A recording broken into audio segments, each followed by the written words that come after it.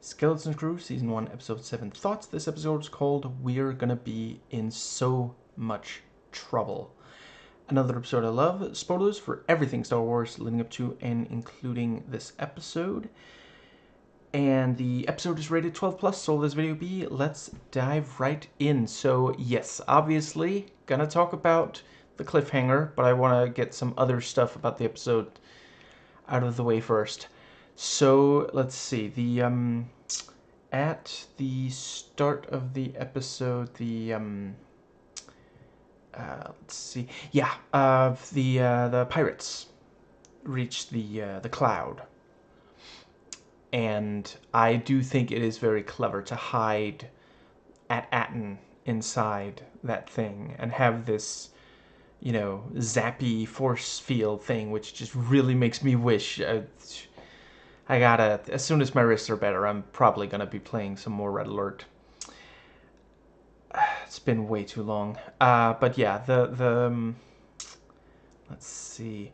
Oh, right, and we also have the bit with the kids. I guess before that, actually, yeah, with, you know, yeah, the kids are excited to be going back, but of course, you know, our, you know, sort of protagonist is at his whim's end. You know, he is really anxious about the test, which the name of which I forget at the moment.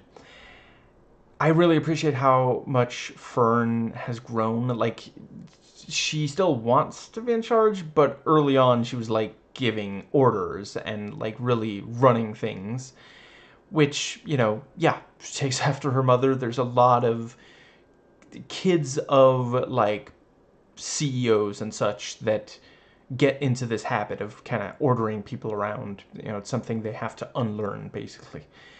And the let's see, yeah, you know, now she's actually trying to cheer up Wim. You know, I feel like episode 1 Fern would have been like, finally he shuts up, you know.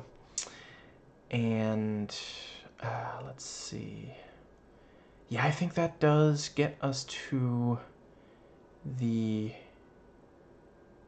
yeah, I'm not remembering the order right, but one scene I definitely do want to talk about is the rebels at play here. And I'm not just talking about the parents with the communication device. I'm also talking about whoever managed to convince Disney not to include a scene where we see one of the droids say, "Set your phasers to stun." Like, let's be honest, Disney is loving nostalgia right now for Star Wars. So, yeah. And it's such a much better reveal. You know, you hear, let's see, you hear some rustling and then the lights come on, you know, instead of, because, yeah. And let's see, yeah, you know, I really love seeing the two mothers of, I can't believe I'm blanking on, KB, you know, this thing of, you know, yeah, they're doing, you know, participating in the mission, really focused. You know, I am not saying there's anything wrong with showing women crying. You know, that crying is healthy, and it's a completely natural reaction to, you know, like one of your children going missing, you know, but it is often a good idea in media to try to feature those same characters also doing something where they're very much not, you know, crying or anything like that, so as to not leave anyone with the impression. You know, there's way too many people who are extremely ready to believe the absurd notion that women are just like slaves to their emotions and they just can't.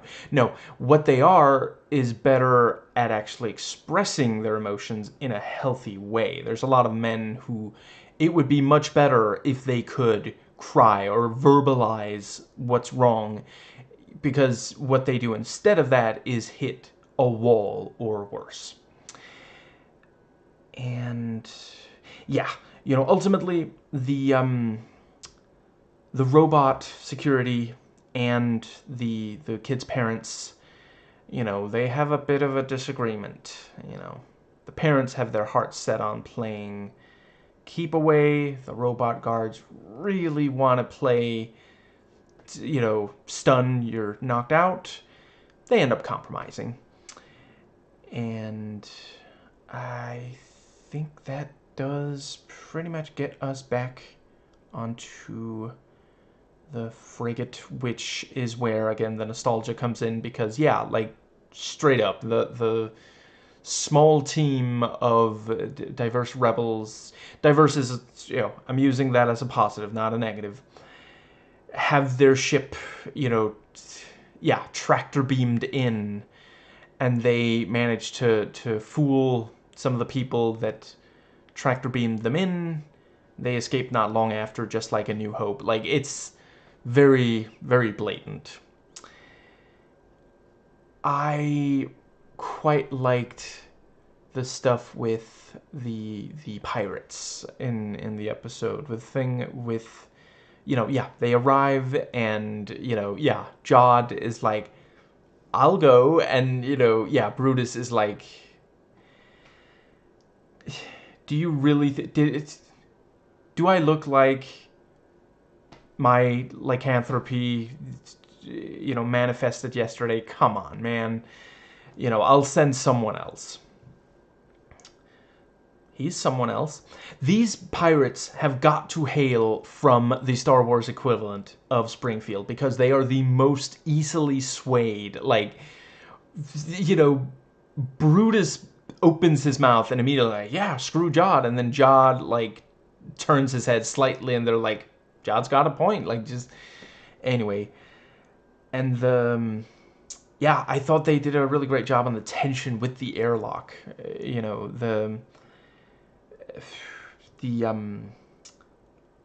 There were several seconds there where I legitimately was wondering, like, is this the last we're gonna see of Jod? Because this, second to last episode. This is, it seems like, I don't know. I mean, SM-33, I feel like the decapitation, it depends on the droid. There's the let's see. I think in Star Wars Battlefront 2, I think they're called magma guards. The ones with the, like, staff and purple ends. One of those gets its head chopped off in Revenge of the Sith and keeps moving. So, but anyway, there were several seconds there where I really thought, oh, they are actually going to blow him out the airlock. And let's see. I think. Yeah, and the when they finally do, one of them presses a button and open. I just want there to be like an outtake where Jod goes, no, open the inner door, not the outer one, not the outer one. And let's see, we have the the kids get captured. I do appreciate KB at least trying, but Jod knows. It might have worked on the other pirates, but the and it is legitimately clever with the grappling hook thing, picking up Brutus, and the kids don't know how the full relationship between Brutus and Jod. Yeah, Jod's like, yep, thanks for giving me the chance to shoot him. And yeah, the message picked up was really great. The parents giving these really heartfelt messages. And yeah, apparently an adult male of Neil's species does have tusks. Like, I know sometimes, like, this is not the... Star Wars has a bit of a history of sometimes just kind of taking two animals and smushing them together, or an animal and then basically a human body. I'm not the biggest fan of when they do it. I prefer when they go in more of a different direction, and it didn't feel like it was just exactly... Yeah, I don't know. maybe I've been just giving them too much leeway on Neil's design up until this point, but that really was, yeah. I think that might just about be, yeah. The, let's see, the kids managed to, yeah, the thing with, you know, SM33 points out, you know, technically this, you know, the Onyx Cinder hasn't, you know, let's see, it did belong to Jod before, but he can only claim one ship at a time. You know, this is like the you know, show's equivalent of that thing in video games where it's like, your inventory is full, you're gonna have to, you know, drop something if you want to pick up that new thing. And the, let's see, we have the, what's the word? Yeah, the thing with the thing and the thing.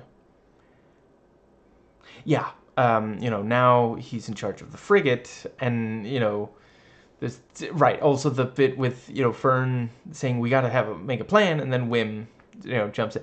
I guess he hasn't learned that much. He has not necessarily grown as much as a character yet, but maybe in the finale there'll be something where he is more, like, focused and less, like, earlier in the episode he says, I should never have pushed the button, you know, that was him being, you know, rash, and yeah. Anyway, yeah, the thing with, you know, yeah, Fern is like, I unclaim the ship and then I make claimsies, you know, and Jod's like, that's not how it works. And SM33 is like, no, but it's close enough, you know, that's, yeah, good egg.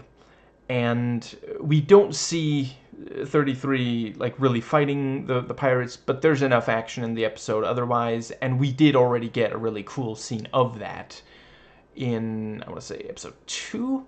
So, you know, it's perfectly fine to rush through it here. And honestly, like, it would probably have cost a bunch of the effects budget. I'm really glad that money went towards the Atten stuff, because that was really, really excellent. You know, near the end of the episode is what I'm talking about. And after the emissary lands. Yeah, cool to see Jod back in the helmet. And it is also this thing of, you know, helmets, I'm not the first person to point out, have significance in Star Wars. In particular, when someone puts on or removes a helmet. And, you know, he is fully embracing being the pirate that he used to be. That, you know, it seemed like maybe he was going... at this point, I don't think they're going to redeem him in the finale. Certainly they're going to have to do a lot of legwork if they're going to, but I don't really have a problem with that. I think I will try to talk about my thoughts on... You know what? No, just in case. I don't want to risk forgetting them. I like the idea of a Star Wars canon property where the character... The only character that is shown to have force sensitivity and wield a lightsaber is not a good person. You know, like, yeah.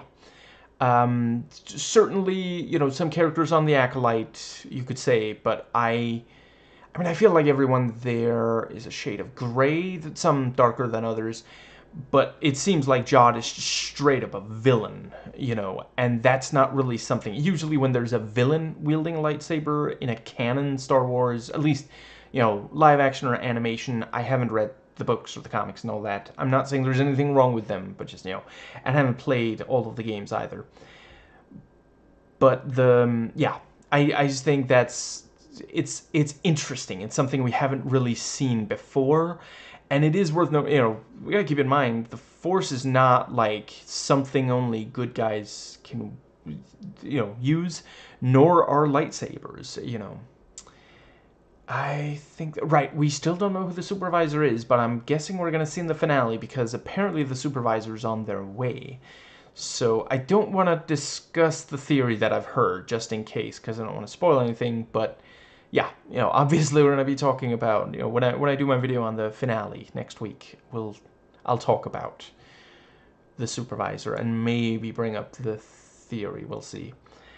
Now, let's see, what was the other thing?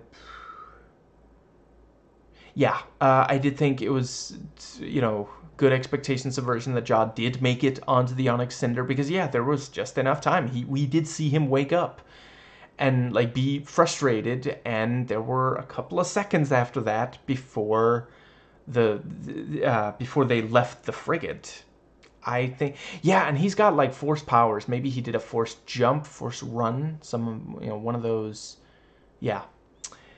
Now, and depending on if it's like, Jedi Knight 1 or Jedi Knight 2 types of force jump, it's either going to be kind of awkward if Jedi Knight 1, or very, very smooth if Jedi Outcast. Now, yeah, once he gets on and, yeah, cuts SM-33's head off, prequel style. That was happened more in the prequels than in the other two trilogies. And let's see, the poor little rat, it seems genuinely upset at the, yeah. I did briefly think that he was gonna, like, step on it, like that one, is it just called The Witches or something, yeah, if you watched it as a kid, I'm sure you just relived the first time you saw that. I've only seen the clip, but I do remember Lindsay Ellis in her Nostalgia Chick days talking about it and showing it. Yeah, I imagine if you watched it as a kid, it would be deeply upsetting. I have other stuff that I remember. Anyway, yeah, the thing of, him like berating the children, like, yeah, they're really making it clear he is like really bad, and I appreciate he doesn't go quite so far that it goes beyond the 12 plus age rating. A 12-year-old could watch this and not be traumatized, but it's also as dark as they can push it. He literally does say, I will kill your parents. That is, yeah. And he knows what they look like, and then they're at the very end, they're right there, and he's got the lightsaber, and I'm like trying to figure out, wait, I mean, if hypothetically, if SM-33 is one of the droids that can survive having its head chopped off, maybe it could do something against him, but on the other hand, he would probably know if it is the kind of droid that can survive having its head chopped off, because he knew exactly where the off button was. And I don't know if the droids are gonna, because they think he's the emissary, and how close is the supervisor? Does the supervisor have any kind of force ability? I just, mind's going a mile a minute, mouth can barely keep up. Really, really stoked to say, holy crap, I can hardly wait to see the finale. Yeah, gonna be difficult to but I'm just gonna double check. Yeah, supposedly on the 14th it should air. It premiere. Yeah. Let's see. There was a couple of other things. Yeah, very clever, the thing with, KB, claiming to be, saying, the ship is led by an emissary, because, the communique means that Jod knows that, why did I teach him that word? And, I like the detail of the cufflinks, I think they're called, that like light up when KB, that's a clever way to, for them to be able to find her. I have no idea if there is like a real life Earth equivalent to that, but certainly it makes sense. I don't know. I mean, maybe it's like find my kid's phone or something along those lines. And let's see, we have the yeah, the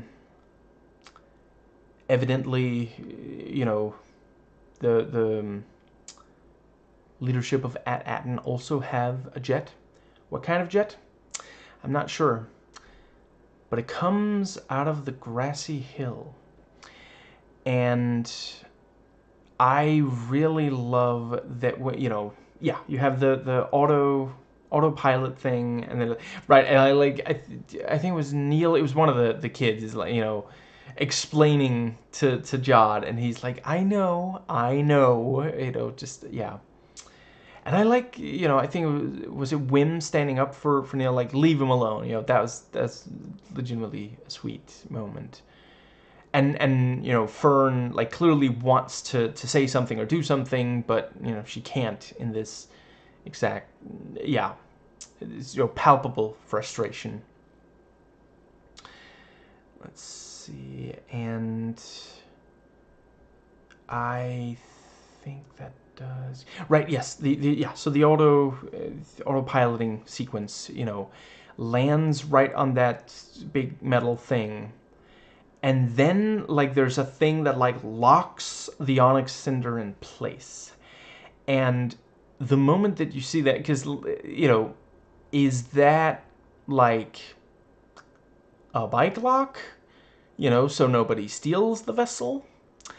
Or is that, like, you know, locking the doors behind the person you've let into the area, so they can't get out without, you know, you allowing them to, you know? And yeah, based on the rest of the episode, it seems like it's the latter. And let's see, I think yeah, you know, Jod tries to convince the droid to let him communicate with the frigate, you know, and we have the yeah, the thing, you know, you will be taken to the Mint, you know, and I love the visual and sound design of the, you know, you hear the metal things slamming down to make new, you know, gold, you know, gold lace latinum, and you see this giant, you know, I mean, that is like a melting pot, I think, and just, yeah, just phenomenal design there. And I love that the elevator, that takes like maybe a minute or two for them to get. I've said it before. I think it is important to make sci-fi stories where there is wait and time, you know, waiting times to future technology, because we really don't want to end up in, like, I realize a lot of things in the real world today are extremely convenient, but we need to, like, there's just something to things taking a little longer and being a little heavier and stuff like that, even in sci-fi. And the fact that the elevator takes so long really helps sell the fact that this is a massive place.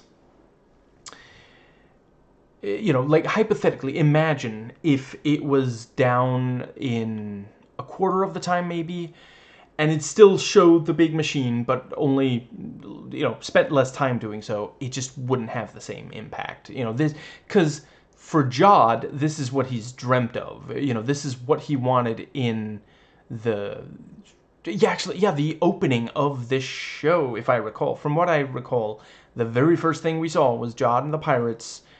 You know, they thought there would be a lot of gold in there. Turns out that, you know, there was almost none. And, you know, yeah, he's been waiting for this. And it's also, you know, for the audience, it is revealing this thing of, you know, that this is something that, you know, I don't know if it's the only, but it's a secret, one secret, possibly one of multiple, that had been kept from the audience, as well as most of the characters, or multiple of the characters, the four kids at least, did, you know, they were surprised in last week's episode when they found out about the Mint. And let's see, yeah, you know, Jod goes in, sees the, you know, and I like that we were told, you know, oh, there's, you know, what was it, 1,139 of these vaults. And I also like that the vault is kind of a Star Wars-ified version of a bank vault. the way it opens, and he walks up and he picks up one of the little gold things, and the rest just come like trickling down like a waterfall of gold, a gold waterfall. And like, I'm just sitting there thinking, some poor schmuck is gonna have to pick all of those up and put them back where you dropped them. And part of me, like, would the security guards really not see through okay, this guy seems pretty greedy. Is he really an emissary? But I don't know, maybe they're thinking, oh, humans often go kind of wonky over seeing, the satisfaction of seeing, domino pieces fall, ignoring the fact that here they were stacked rather than set in any kind of interesting. That was, I will say, really love the one for What If, right here on YouTube, on the Marvel YouTube channel, I think it was. Yeah, that was really, really cool. I suppose that does cover everything. So yeah, really, really excited to see what happens there at the end. And he walks right up, he ignites the lightsaber. I really am excited to see how it's gonna, like, I feel quite confident that he's not literally going to slaughter the children. I would be surprised if he even kills even one of the parents, but I genuinely am not sure exactly how how they're going to be, how he's going to be stopped. But yeah, right. Just briefly, I did want to say, like, both the message from the parents and there at the end when they really are reunited, parents and kids, really, really sweet. I know sometimes I come across as like tough, and so a lot of it is just like bravado. I sometimes I have a bit of a tough shell, but inside I can be kind of a big softy, like a crab in that way. That and walking sideways, obviously.